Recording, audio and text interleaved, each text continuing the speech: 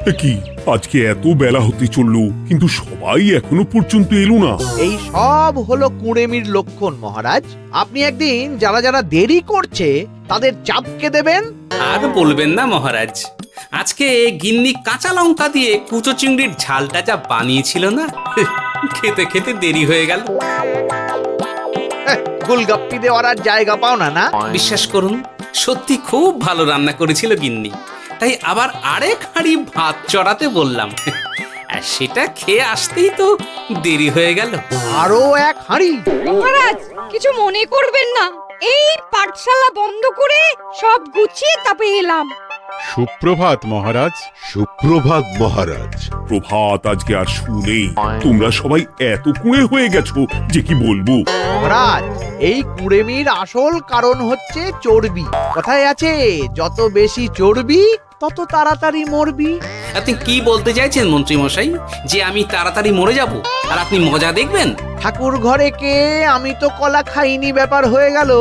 গোপালের একদম মোক্ষম জায়গায় আঘাত লেগেছে, যাকে বলে ওই আঁতে ঘা। তুমি বেশি কথা বলো না বৈদ্য, ছুঁচ করে চালুনির বিচার। হ্যাঁ, বৈদ্য তো দেরি করেই এসেছে।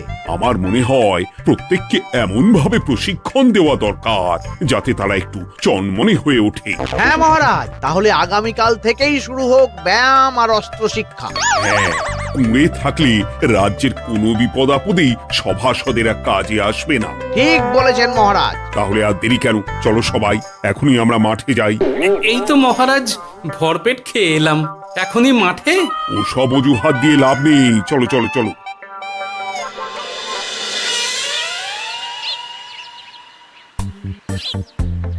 এবার সবাই সারিবদ্ধভাবে দাঁড়িয়ে পড়ো। এ কি, গোপাল কোথায়? মহারাজ, গোপাল আপনার পিছনে দাঁড়িয়ে আছে, চুপি চুপি। এই গোপাল, যাও যাও, মাঠের মাঝখানে গিয়ে দাঁড়াও। এই চাঁদি ফাটা রোদে কেন মহারাজ সুস্থ শরীরকে ব্যস্ত করছেন? এইসব বাজে কথা শুনতে চাই না। শুয়ে বসে থেকে শরীরের কি অবস্থা করেছো?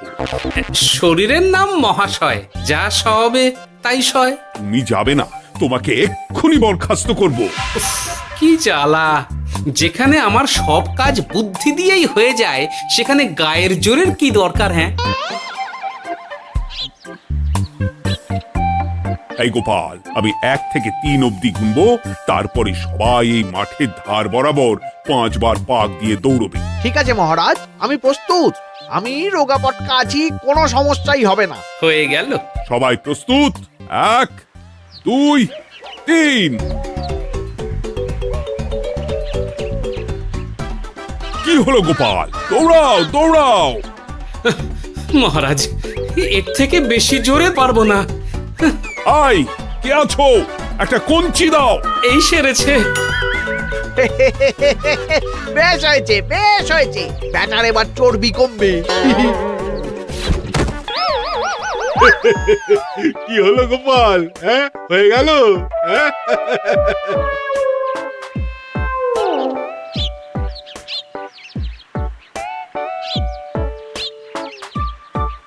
এই উল্টে উঠি, আমাদের দাদু উল্টে গেছে।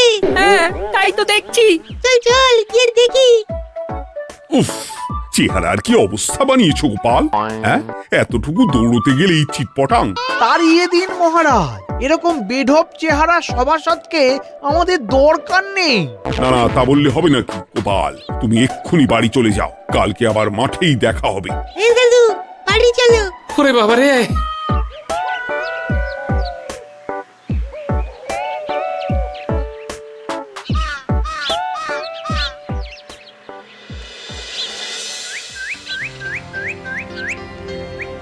আরে ধুর ছাতার মাথা, তখন থেকে জল খেয়েই চলেছ। কি হয়েছে সেটা বলবে তো? শরীর চর্চা হয়েছে, শক্তি খরচা হয়েছে, আর পারছি না। উফ, বাপরে বাপ, কি পায়ে ব্যথা! এই জন্যেই আমি বলি বাপু, একটু বপুটাও নড়াও, কিন্তু কার কথা কে শোনে? ওরে বাবা, অকারণে সুস্থ শরীর ব্যস্ত করবো কেন বলো তো? বেশি নড়াচড়া করলেই আয়ু কমে যায়। তোমার এই বাজে কথা কোন শাস্ত্রে লেখা আছে শুনি? শাস্ত্রে কেন যাব, বাস্তবে জলজ্যান্ত উদাহরণ আছে। আমি মানতে পারছি না। হুম, মানতে পারছি না বললে তো হবে না, তোমাকে মানতেই হবে। বেশ, প্রমাণ করো। আমি যদি তোমাকে প্রমাণ করে দিতে পারি, তাহলে আজ থেকে বাড়ির বাজার দোকান করার দায়িত্বটাও তোমাকেই নিতে হবে। দিদা, তুমি তো ফেঁসে যাবে, দাদুর সঙ্গে বাজি লড়বে না।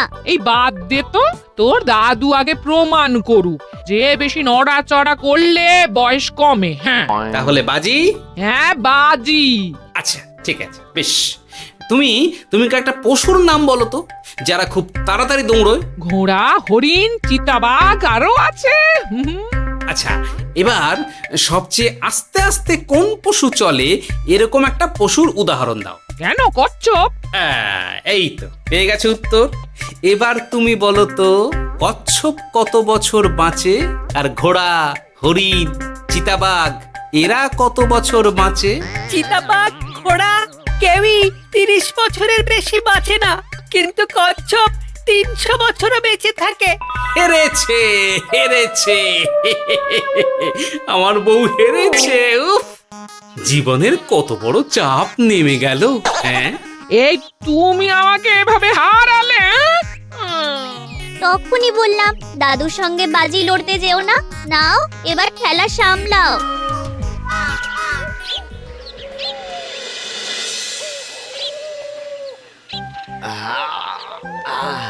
আরো ভালো করে মালিশ কর। আজকে ছোটাছুটি করে পা দুটো বেশ ব্যথা ব্যথা করছে। কালকে তো আবার অন্য পরীক্ষা। আরে আমার হালকা চেহারা আছে, সব সামলে নেব। কালকে তো অস্ত্র চালনা হবে, কালকে আমি কাঁপিয়ে দেব। কাঁপাতে তো হবেই মন্ত্রী মশাই। আমরা আপনার শরীরে এমন ঘষা মাজা করে দেব না, মনে হবে আপনি না একটা জলযন্ত্র অস্ত্র চালনা করতে যাচ্ছে। বাস, এই তো চাই। ওরে বাবারে, আস্তে আস্তে। আরে বাবা, আপনার তো ইস্পাতের শরীর, ভাঙবে তবু মচকাবে না। চিন্তা করছেন কেন? ভয় পাবেন না, ভয়কে জয় করতে হবে। আরে আরে আরে, তোরা আমার কথাটার সাথে করছিসটা কি? মানুষটা মরে যাবে তো। চিন্তা করো না গিন্নি। বাবা, ওরা বলেছে আমার ইস্পাতের শরীর, ভাঙবে তবু মচকাবে না। একবার এই বুড়ো বয়সে হাত পা ভাঙলে কি সামলাবে শুনি? মন্ত্রীমশাই, আমাদের বকশিসটা দিয়ে দিন, আমরা কেটে পড়ি। বাবারে বাবা, দিচ্ছি। এনে, এত খাটানোর পরে এতেই এখন খুশি থাক। হ্যাঁ,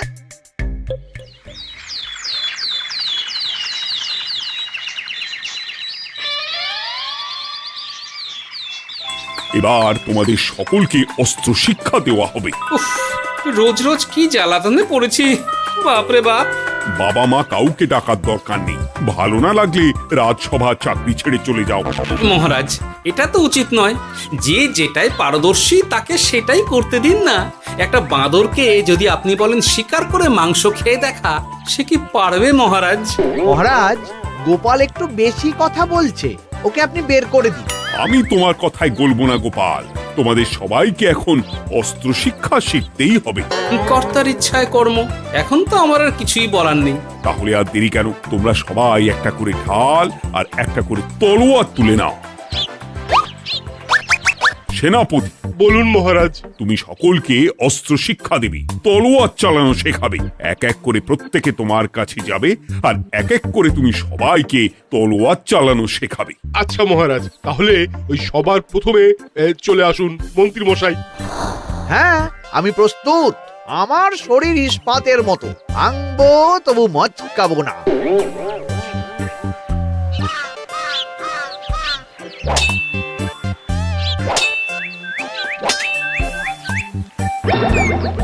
কি কেমন দিলাম? অত সহজ নয় সেনাপতি। আমি মন্ত্রী এমনি এমনি হইনি, আগে অস্ত্র শিক্ষা শিখে তবে মন্ত্রী হয়েছি। এটা কি হলো?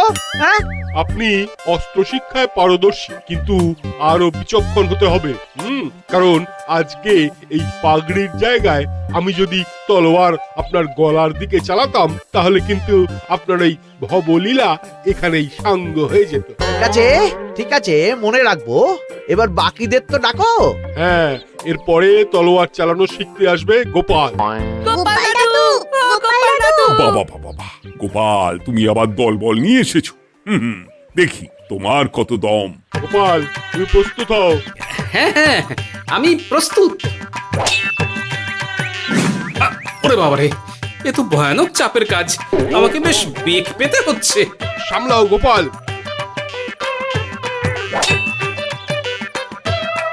না, আমাকে অন্য রাস্তা দেখতে হবে। সেনাপতি, মহারাজের দিব্যি, তুমি আমার দিকে তলোয়ার ঢাল বাড়াবে না। এই এটা কি হলো? সত্যি তো, এটা কি হলো? গেল গেল গেল গেল গেল গেল গেল, দুটিটা খুলে গেল গো। দেব নাকি এবার কুচ করে কেটে? জিতে গেছি, জিতে গেছি। এটা কি হলো? শত্রুপক্ষ কখনো কারো দিব্যি শুনবে না। আর সেনাপতি, তুমি কি ওখানে দাঁড়িয়ে দাঁড়িয়ে মজা দেখছো? আমি কি করব মহারাজ, গোপাল যে আপনার দিব্যি দিয়ে দিল। গোপাল বেটা খুব চালাক। তাহলে এখন উপায়? ওসব গোপাল তোমাকে বোকা বানাবার জন্য করেছে। তুমি ধুতি ঠিক করে আবার লড়াই চালিয়ে যাও। যথাজ্ঞা মহারাজ।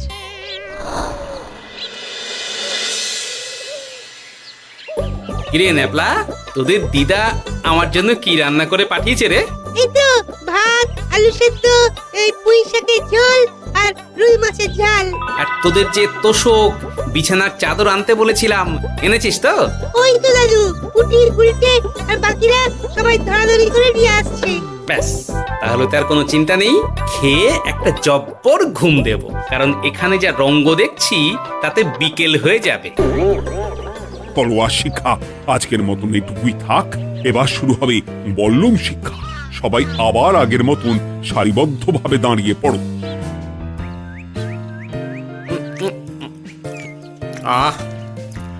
তোদের দিদা ওই সবটা কিন্তু বেশ জব্বর বানিয়েছে। তোদের দিদার হাতের রান্নার কোনো তুলনাই নেই। আহা, কি স্বাদ! কি গোপাল আবার কোথায় গেল? এই তো মহারাজ, আমি এখানে ওই পুঁয়ের ঝোল আর রুইয়ের ছাল দিয়ে ভাত খাচ্ছি। এসব কি মাঠের মধ্যে খাওয়া? আরে শরীরটাকে তো রাখতে হবে। তাড়াতাড়ি খেয়ে এইদিকে এসো। আসছি আসছি আসছি। এবার আমি তোমাদের দেখাবো কিভাবে বল্লম নিয়ে তেড়ে যেতে হয়। দেখান মহারাজ।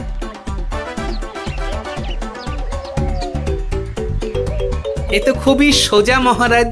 ঠিক আছে, তাহলে বল্লম নিয়ে তেড়ে যাও দেখি। দিন, আপনার হাতের বল্লমটাই দিন।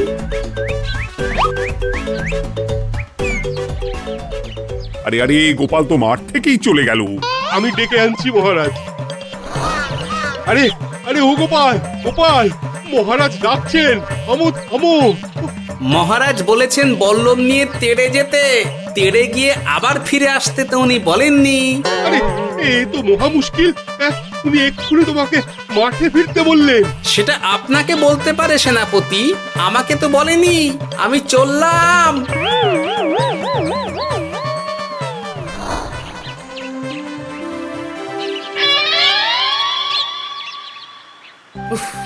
বাবারে বাবা, কি ঝক্কি! অনেক বুদ্ধি করে মাঠ থেকে খাটে চলে এসেছি। আমি আর উঠছি না। এ কি বলি, তোমাদের তো এখন অস্ত্র শিক্ষা নেওয়ার কথা। হ্যাঁ, তোমার বলা নেই, কোয়া নেই, অমনি বাড়ি চলে এলে। আরে বাবা, ওইসব অস্ত্র শিক্ষা মানেই সুস্থ শরীরকে ব্যস্ত করা, অসহ্য খাটনি, অযথা কষ্ট। কষ্ট করলে তবেই কেষ্ট পাওয়া যায়। হ্যাঁ, তোমায় আমি আগেও বুঝিয়েছি, যেখানে বুদ্ধি কথা বলে সেখানে দেহের শক্তি নীরব দর্শক গিন্নি। আরে বাবা, সে না হয় বুঝলাম, কিন্তু মহারাজ তো ভালোর জন্য সবাইকে অস্ত্র শিক্ষা দেওয়ার চেষ্টা করছে না? আরে বাবা, যার যা কাজ তাকে সেটা করালেই পারে। মহারাজ তো সেটা বুঝতেই চাইছেন না। আমি এখন ঘুমো।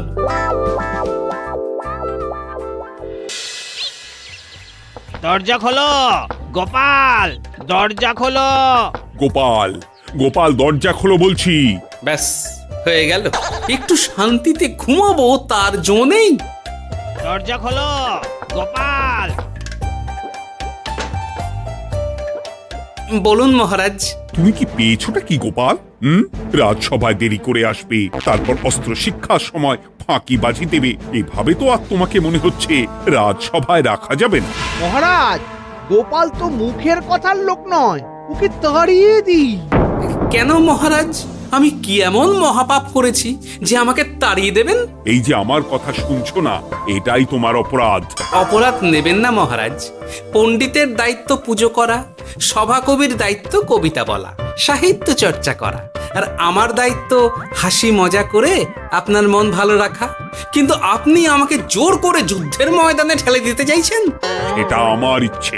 আমিও তো মহারাজ ইচ্ছে করলেই অনেক কিছু করতে পারি। চোখ বন্ধ করে লক্ষ্য ভেদ করতে পারি, শুধু বুদ্ধি দিয়ে। আরে বাহ, এত বড় কথা! তাহলে মহারাজ, ওকে বলুন পরীক্ষা দিতে। কি পরীক্ষা? আমি একটা ঘরে বর্ম পরে দাঁড়িয়ে থাকবো। তোমার হাতে অস্ত্র দেব, আমার মাথায় একটা আপেল থাকতে হবে, আর তুমি কিভাবে আমার মাথা থেকে ওই আপেল ফেলতে পারো দেখব। এ তো খুবই সোজা। কি গোপাল, তাহলে লড়বে নাকি বাজি? হ্যাঁ, লড়তে রাজি আছি। তাহলে আজ রাতেই হয়ে যাক পরীক্ষা। যদি এই পরীক্ষায় উতরে গেলে তো ভালো, নইলে তোমার চাকরিটা গেল। গোপাল, তুমি পারবে তো? সে দেখাই যাবে। আজ রাতে তাহলে রাজবাড়িতে দেখা হচ্ছে। যদি আমি এই পরীক্ষায় বিফল হই, তাহলে আমার চাকরি আপনি কেড়ে নেবেন, আর যদি সফল হই তাহলে মন্ত্রী মশাইকে শাস্তি দেবেন। আমি নিজে সারা কৃষ্ণনগরে নাক্ষত দেব। বেশ, দেখা যাক।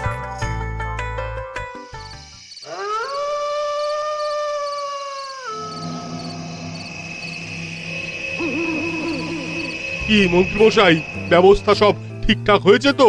হ্যাঁ, এবার শুধু গোপালের পরীক্ষার পালা। আমি তাহলে বাইরে গেলাম, গোপালকে পাঠিয়ে দিচ্ছি।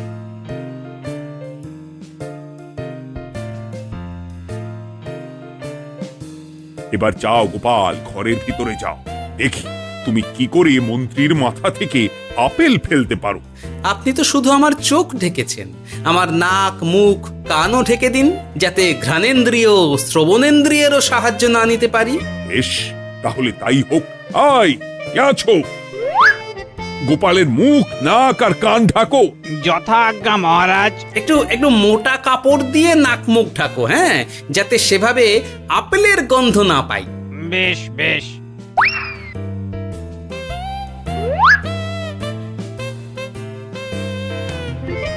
যাও গোপাল। গোপাল, এবার তোমার চাকরি গেল। এবার তুমি কি করবে? কি করবে? দৌড় ঝাঁপে ফাঁকিবাজি? হ্যাঁ?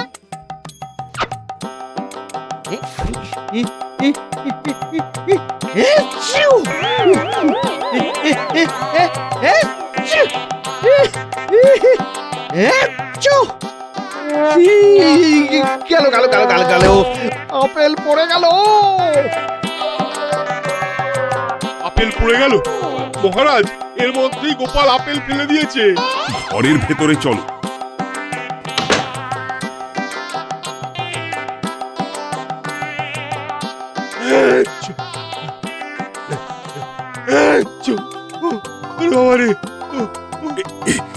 কি ওরে বাবারে বাবা, কি ঝাঁজ! ওরে বাবারে বাবা। কি মহারাজ, দেখলেন তো গোপালের চমক? অস্ত্র ছাড়াই আপেল ফেলে দিলাম। কি, এটা তো তুমি নীতি বিরুদ্ধ কাজ করেছো। সারা ঘরে নস্যি ছড়িয়ে দিয়েছো। মহারাজ, হাঁটতে গিয়ে আপেল পড়ে গেছে। এবার সারা কৃষ্ণনগরে নাক্ষত দিতে হবে। সত্যি সত্যি গোপাল, বুদ্ধিতে তোমার জুড়ি মেলা ভার। আমার নাম গোপাল ভাঁড়। একটা কথা মনে রাখবেন, কেউটে সাপের লেজে পা দেবেন না, আর গোপালের কাজে বাধা দেবেন না। যে কাজ বুদ্ধি দিয়ে করা যায় তার কাছে শক্তি ছোট্ট শিশু মাত্র। সত্যি গোপাল, আজ তুমি সেটাই প্রমাণ করে দিলে। আর আজ থেকে তোমাকে তোমার ইচ্ছার বিরুদ্ধে খাটাবো না। তুমি খাও দাও, ভুড়ি বানাও। যার যা কাজ সে তাই করবে। যেমন এখন মন্ত্রী মশাই নাক্ষত দেবেন। হ্যাঁ, ভুল করে বাজি ধরে ফেলেছি, এখন নিজেই চাপে পড়ে গেলাম। তাহলে আর দেরি কেন? নাক্ষত এখন থেকেই শুরু হোক। কৃষ্ণনগরের রাস্তা শেষ হতে হতে সকাল হয়ে যাবে।